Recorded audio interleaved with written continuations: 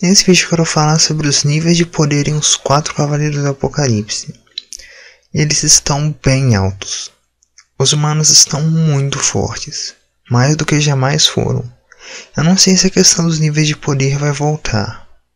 Quer dizer, os níveis de poderes existem, mas as medições, se alguém vai ter o olho de Balor ou o poder de ver o nível de poder dos outros. Porque na Cabo parece ter abandonado isso no fim da série. Mas, com base no que foi apresentado na obra até agora, dá muito bem para especular o nível aproximado dos personagens, se baseando nos feitos deles, por exemplo. Percival parte uma montanha no meio em um dos capítulos, antes de sua luta contra Ironside. Meliodas faz a mesma coisa e nessa época ele tinha 3.000 de poder.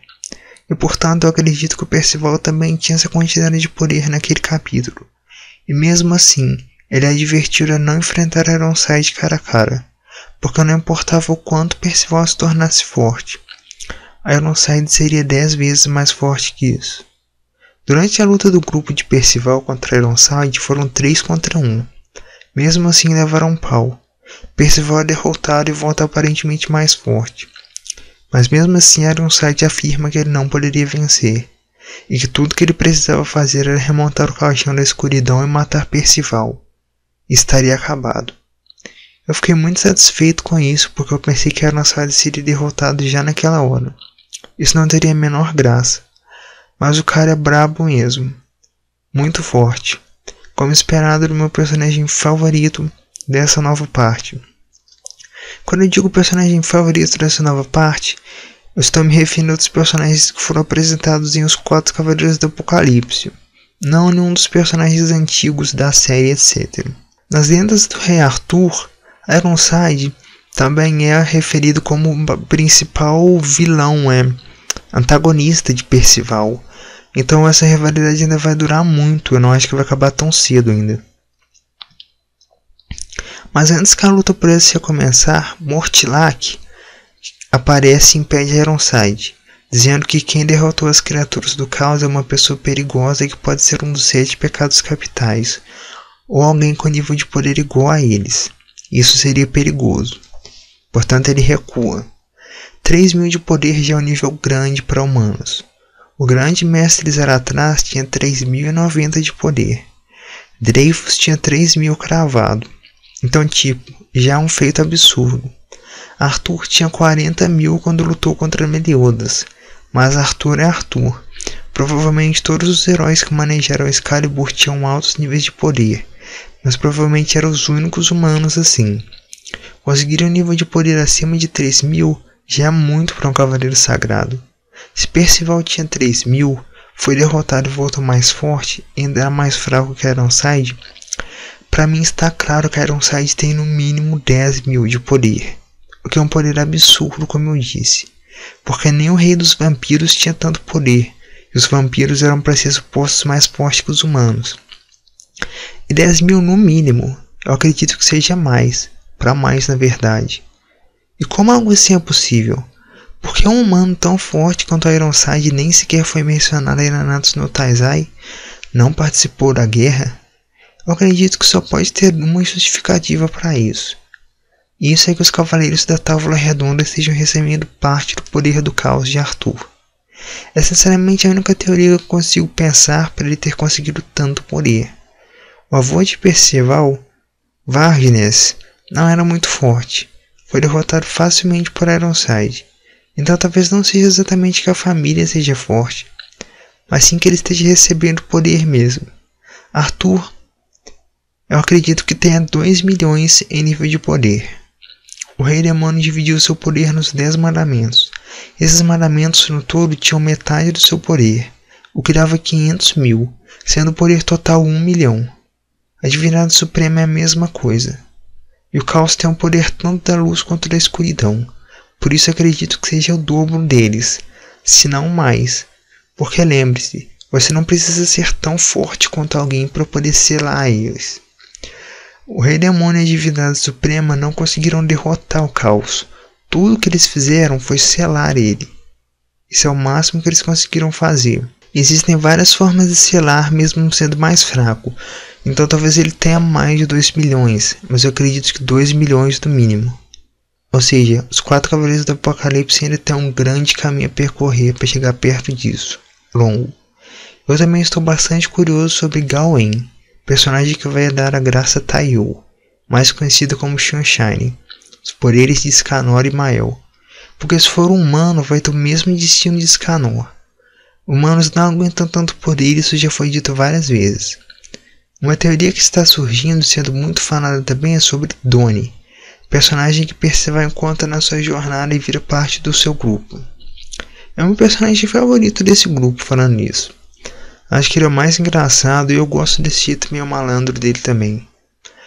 Ele tem algum tio, que não sabemos quem é, e fala muito dele, principalmente quando está no meio de lutas. Tem muitas teorias que o tio dele seja Hauser, pois ambos têm cabelos longos e um penteado parecido também. Eu gostaria que essa teoria estivesse certa. Seria muito interessante se o tio dele realmente fosse Hauser. Eu acredito que teremos uma abordagem meio diferente de Nanatsu no Taizai, onde os 7 pecados capitais eram um grupo formado, etc. Eu acredito que cada Cavaleiro do Apocalipse terá seu próprio grupo e vai ter encontros eventuais, pois no grupo de Percival só ele é um dos cavaleiros. Eu não acho que os outros sejam, pois suas descrições e aparências não batem com as dos outros. Lancelot e Tristan vão ser outros cavaleiros, isso já é óbvio praticamente. E o que está faltando eu realmente não sei, mas parece se referir a alguém que não tem uma forma definida, que tem uma forma que pode mudar. Pode ser qualquer um, mas não acho que seja alguém do grupo do Percival. Muitos acham que pode ser o filho ou filha de Diane King, pois fadas podem mudar de forma.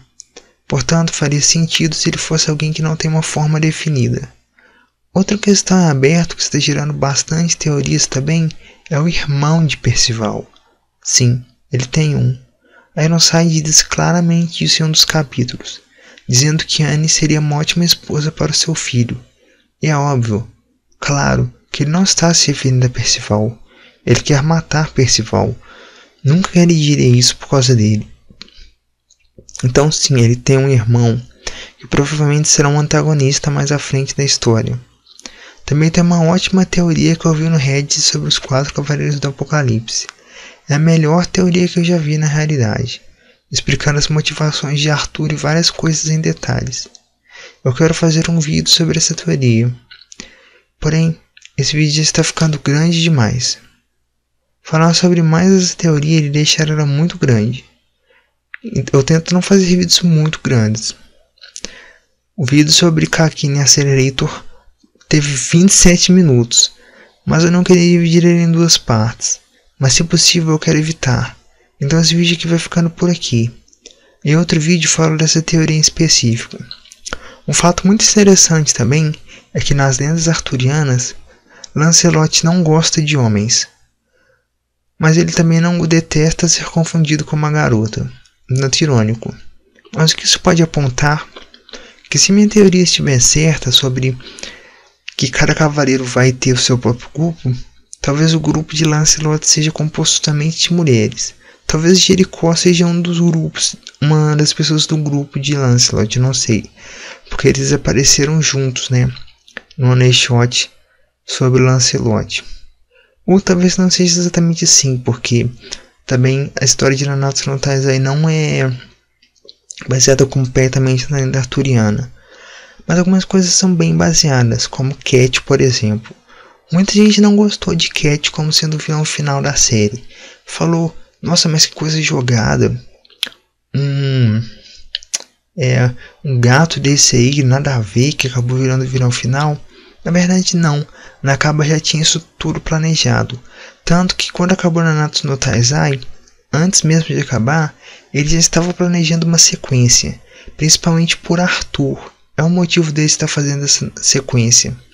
Ele queria que Arthur fosse o protagonista de Nanatsu no Taizai, mas decidiu acabar focando nos pecados e desistindo.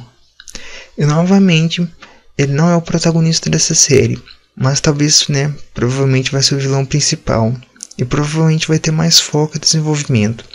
Tanto que o próximo capítulo o nome é Arthur. Eu acredito que vai ser bastante interessante mesmo o próximo capítulo, tô bem ansioso para ele. Mas falando sobre Cat, ele existe nas lendas arturianas. Ele luta contra Arthur, mas não é Arthur que derrota ele, e sim outra pessoa. Então, é baseado, mas não é tudo igual, como eu disse. Eu gostava de Cat, cara, sinceramente. Eu gostava bastante dele quando ele era do bem. Achava ele um personagem bem legal. E achei uma pena que ele se tornou um vilão. Acho que ele junto a Arthur seria muito interessante. Mas infelizmente ele era um vilão. Mas é isso.